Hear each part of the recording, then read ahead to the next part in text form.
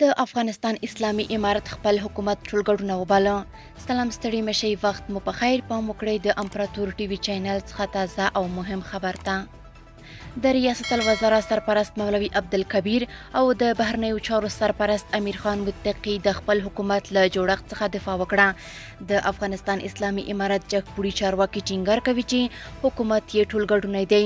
د ریاست الوزرا سرپرست مولوي عبدالکبیر په کابل کې د سپیدار په ماڼۍ کې وی جوړې شوې غونډې ته وویل په حکومت کې د ټولو قومونو خلک شته، خو نوموړي زیاته کړه هغه کسان چې د په وینا له افغانستانه تښتېدلي د منلو نه دي.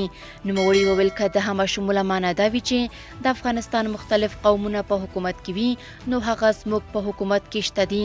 که د همه شمولیت معنا دا وي چې د مختلفو ولایتونو د مختلفو زونونو خلک په حکومت کې وي هغه په دې حکومت کې شته. او که د همه شمولیت معنا دا وي چې یو څه مفسد عناصر چې په افغانستان کې د هستوګنې ځای هم نه لري تښتېدلي دي هغه راشي دلته زموږ په حکومت کې شریک شي نو هغوی خو نه زموږ ملت ته قابل د قبول دي او نه هم موږ ته د منلو وړ دي.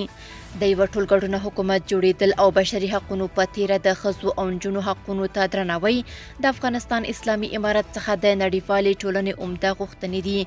د افغانستان د بهرنیو چارو سرپرست وزیر امیر خان متقي هم په کابل کې په یوه غونډه کې د افغانستان اسلامي امارت د جوړښت ننګه وکړه. نوموړي وویل اکثره له موږ د افغان شموله حکومت غوښتنه کوي، نو زه دا درته وایم چې که د اشرف غني حکومت تاسې هم شموله بولئ او باله نو د سر کسان یې تللي دي، خو 15 لکه مامورین په خپل ځای پاتې دي، که رئیسان دي که افسران دي که مامورین دي حتی اجیران او قراردادیان دي. نو که هغه افغان شموله و خو ټول په خپل ځای پاتې دي، یو ملا او طالب او مجاهد پکې کم و هغه هم ورګډ شو لا ښه پسې افغان شموله شو.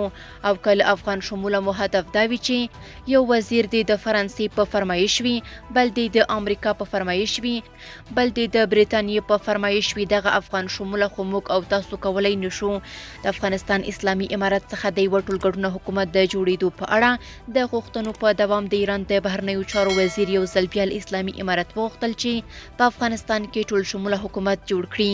د ایراني رسنیو د راپورونو له مخې حسین امیر عبداللهیان ویلي تهران د افغانستان اوسني واکمنان په رسمیت نه پیژني او په دې هیواد کې د یوه ټولګډونه حکومت پر اړتیا ټینګار کوي.